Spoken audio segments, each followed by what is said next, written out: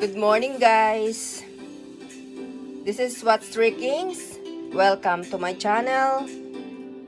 Today I show you how to make how to clean the fish, the head of the fish. You know the head of salmon?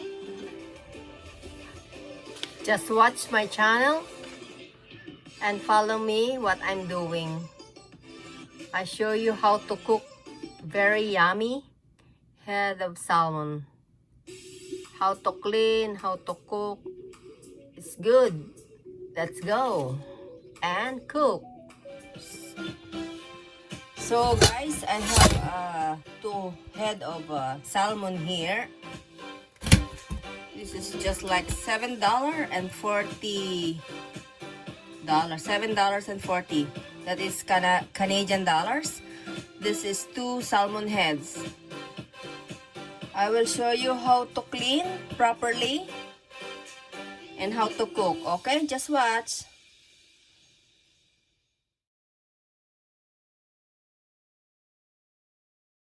I will use this to take out this skin of the fish.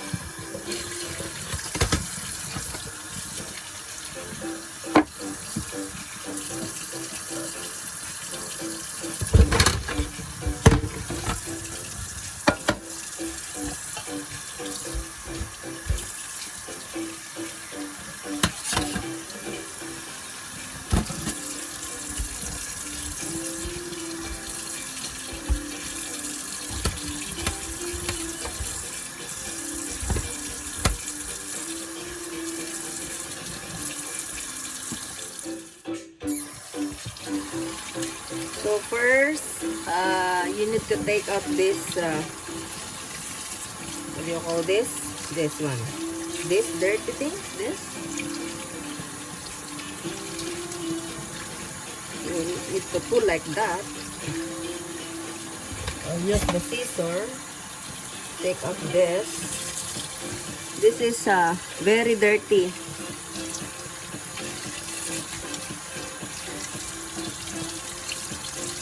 This is so dirty, so take out this.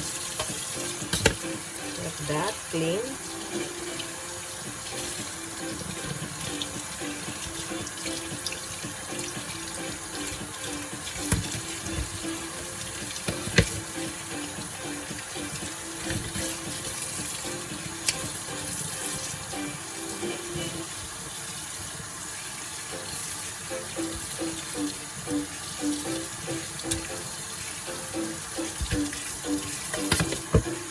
We need to clean properly the fish before we cook,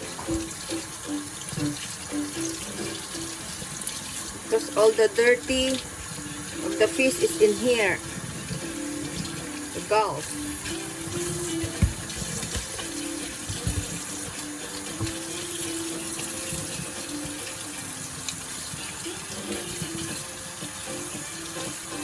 Because my passion is how to cook.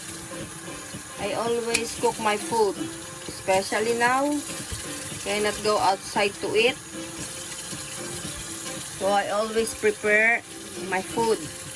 I'm sure that this is very clean, because we don't know our food that eating outside is clean or not, because we didn't see how to prepare it. We just eat.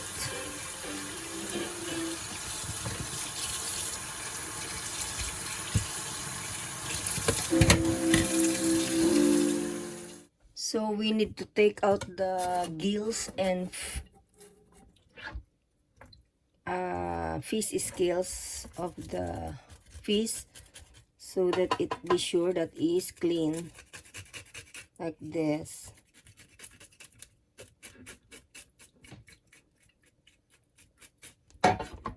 No more gills. But I clean after that.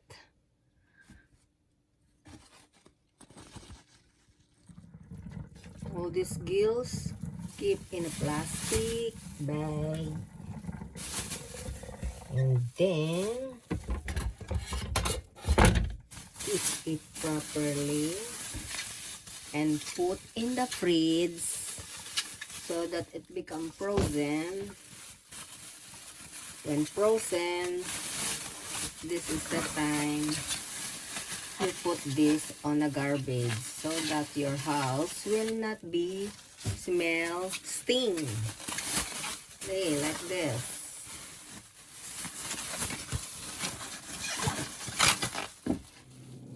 I put 3 plastic so that not drip on my fridge. I put there so that it's become frozen, and then that's the time it frozen, just throw away in the garbage so no sting in your house, right? So our fish now is clean like this, ready to cook. Okay, like that, very clean. Look, it's very clean. Yeah.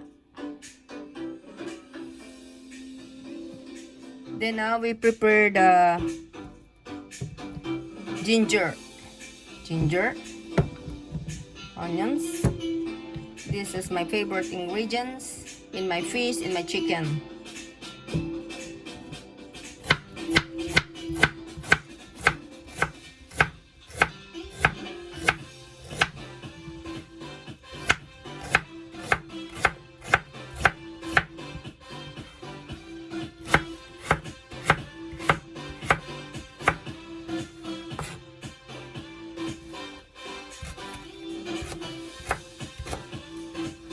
I always cut the ginger finely so that the taste is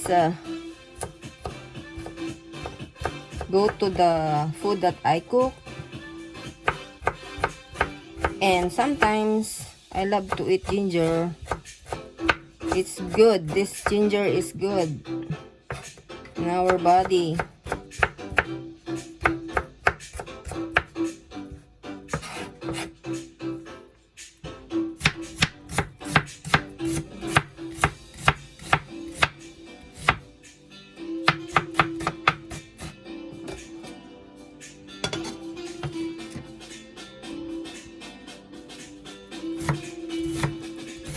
I always chop the ingredients finely so that it's tastiest. It's better like that.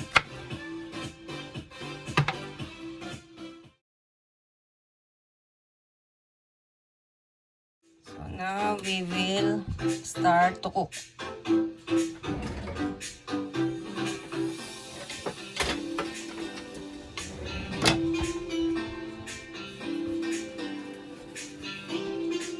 I use olive oil always in my cooking.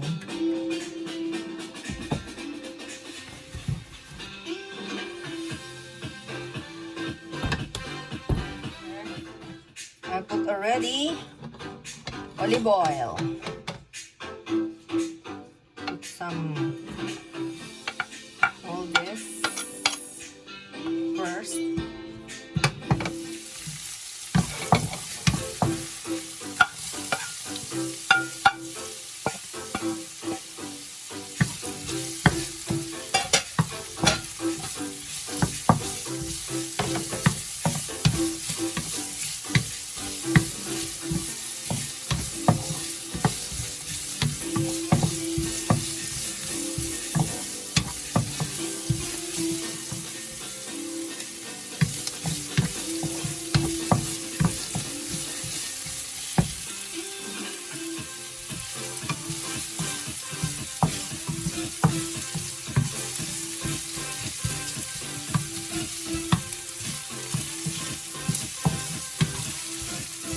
Smell nice. I forgot to tell you that I have tomato ingredients also. These 3 items and garlic also. I forgot, sorry. But I need to saute first.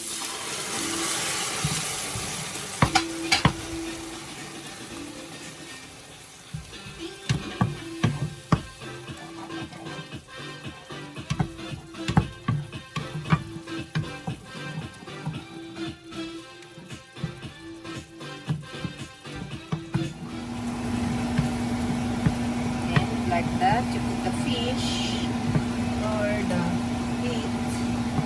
Put it like that.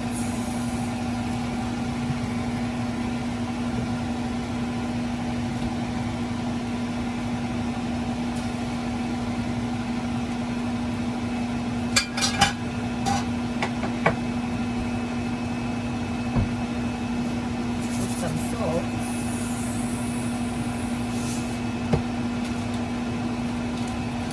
Some sinigang, tamarind, the tamarind powder.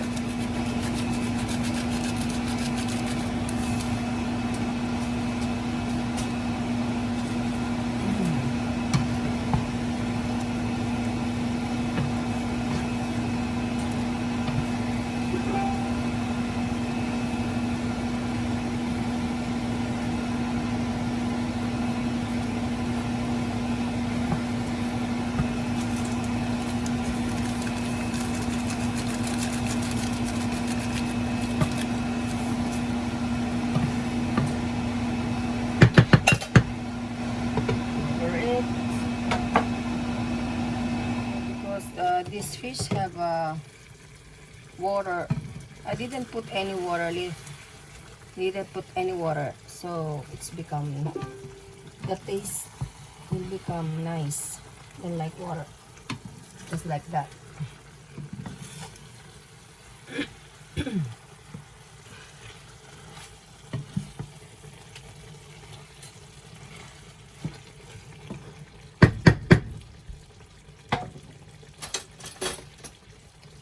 So I taste it's good, like the taste of sinigang in our food, Tagalog, sinigang. But in English, just like fish, you put some tamarind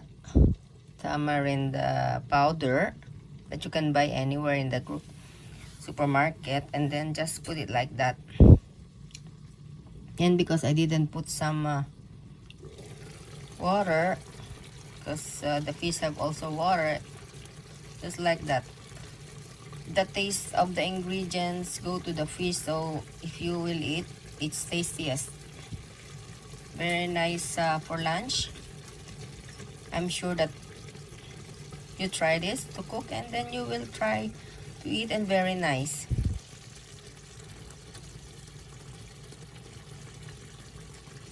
Yeah, this is cooked very clean.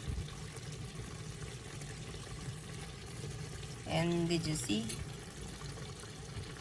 They have a lot of some gravy or water inside of the fish that I cook.